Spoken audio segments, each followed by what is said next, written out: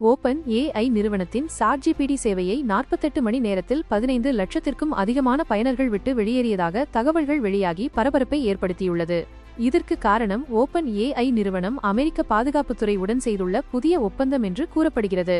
அந்த ஒப்பந்தத்தின்படி open AI நிறுவனத்தின் செயற்கை நுண்ணறிவு மாடல்கள் அமெரிக்க பாதுகாப்புத்துறையின் ரகசிய அரசு நெட்வொர்க்கில் பயன்படுத்த அனுமதி வழங்கப்பட்டுள்ளது.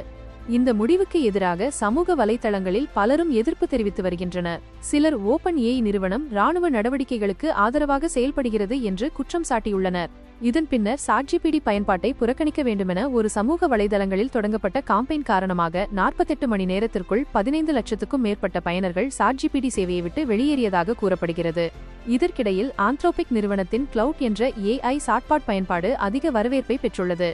அந்த செயலி தற்போது ஆப் ஸ்டோர் பட்டியலில் சாட் ஜிபிடி முந்தி முதலிடத்தை பிடித்ததாகவும் தகவல்கள் வெளியாகியுள்ளன.